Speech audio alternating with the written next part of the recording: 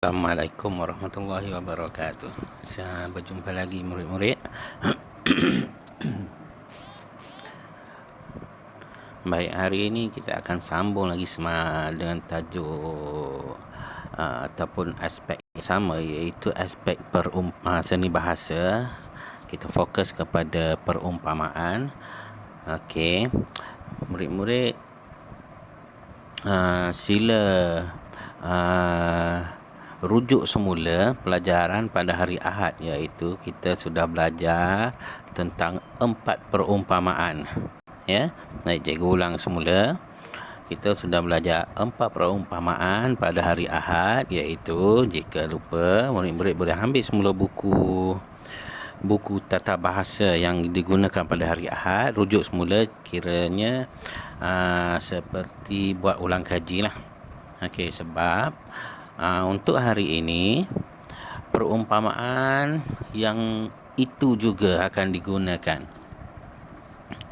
Baik, supaya kita ingat semula, 4 perumpamaan tersebut ialah, yang pertama, bagai au dengan tebing.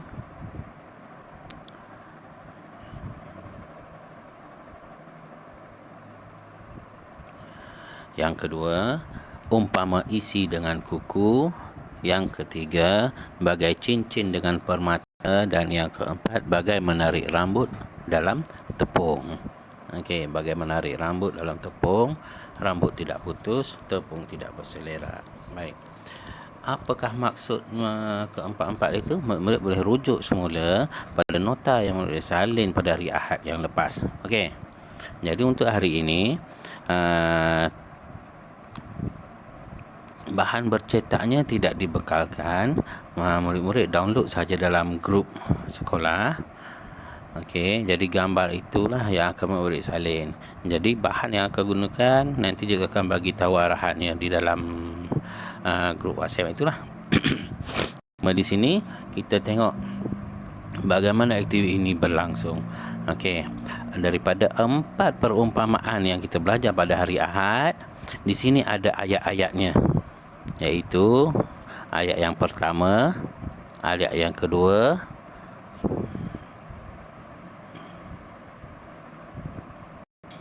ayat yang ketiga, dan ayat yang keempat.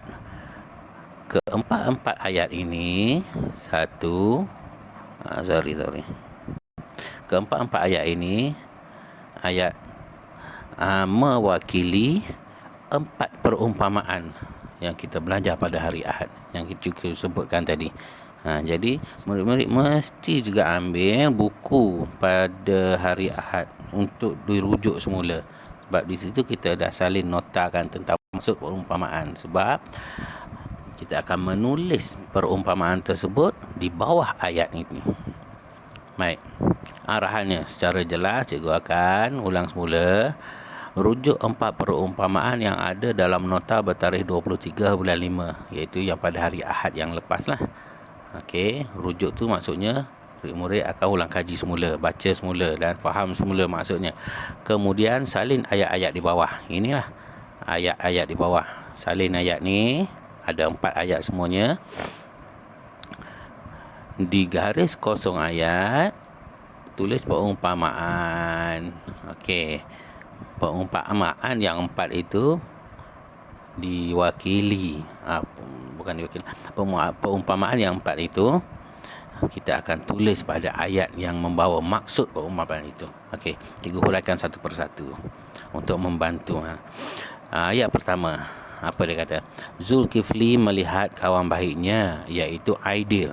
Zulkifli melihat kawan baiknya, iaitu Aidil, membuang pembalut gula-gula ke dalam longkang. Dia menegur Aidil dengan lembut akan kesalahan Aidil agar kawan baiknya itu tidak tersinggung. Okey, ayat ini maksudnya apa? Zulkifli dan Aidil merupakan kawan baik. Maksudnya kawan baik lah. Jadi bila kita berkawan baik dengan seseorang, kita tidak mahu dia tersinggung. Tersinggung di sini maksudnya sedih ataupun terasa hati ataupun berkecil hati. Kan, bila kita tegur mesti orang akan terasa. Jadi bila kawan baik, kita tidak mahu dia sedih. Tetapi kita tahu dia sudah melakukan kesalahan. Jadi kita mesti tegur dia. Jadi kita mesti tegur dia dengan berhati-hati. Okey, di sini perbuatan Zulkifli menegur kawan baiknya Aidil dengan lembut, itu maksudnya Zulkifli melakukan sesuatu dengan berhati-hati agar perhubungan mereka tidak terusik ataupun tidak rosak. Okey. Daripada 4 peribahasa, 4 perumpamaan yang kita belajar pada hari Ahad yang lepas, perumpamaan yang mana yang sesuai untuk kita tulis bagi perbuatan Zulkifli menegur dengan baik kawannya Aidil supaya dia tidak merosakkan perhubungan mereka. Baik, cikgu akan bantu kamu. Di situ kita akan dapat buat keputusan bahawa tindakan Zulkifli untuk tidak merosakkan hubungan walaupun menegur kawannya itu bertepatan dengan perumpamaan menarik rambut dalam tepung. Okey. Bagai menarik rambut dalam tepung. Jadi apa yang perlu kita buat ialah kita tulis sini perumpamaannya. Bagai menarik rambut dalam tepung. Baik. Inilah yang dikatakan perumpamaan. Kan? Sebab ada bagai umpama seperti. Okey, itulah maksudnya latihan ini, okey.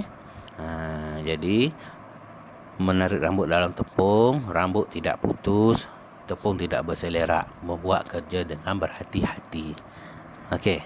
Baik, seterusnya ayat yang kedua. Raihana dan Julia memang sudah terkenal sebagai sahabat karib.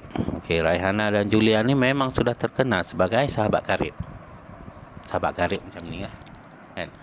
Jadi ke mana sahaja mereka pergi pasti akan dilihat bersama-sama. Apa perumpamaan yang sesuai?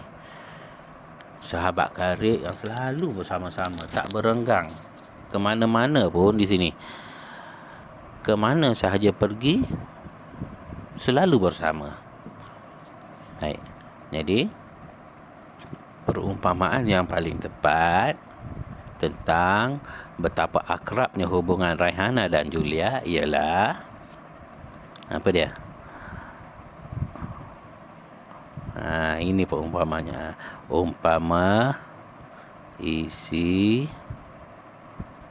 dengan kuku. Okey. Maksudnya isi dengan kuku rapat sangat. Itulah perumpamaan perhubungan Raihana dan Julia. Okey, yang seterusnya ayat yang ketiga. Ahli pasukan bola sepak sekolah kami saling bekerjasama antara satu sama lain semasa perlawanan dengan pasukan SK Sungai Bagong tadi, supaya dapat menghasilkan satu permainan yang baik. Jadi bola sepak merupakan permainan berpasukan, bukan permainan individu, pemain seorang-seorang, bukan. Jadi memerlukan satu kerjasama. Ada yang mahan, ada yang mendapat bola. Jadi ada yang terpaksa menggelecek, memerlukan kerjasama kawan-kawan sepasukan. Okey, itu permainan bola sepak. Jadi perumpamaan yang tepat dengan kerjasama supaya saling berganding bahu, saling tolong menolong dalam satu pasukan dan dapat menghasilkan satu yang bermutu yang baik. Apa perumpamaannya?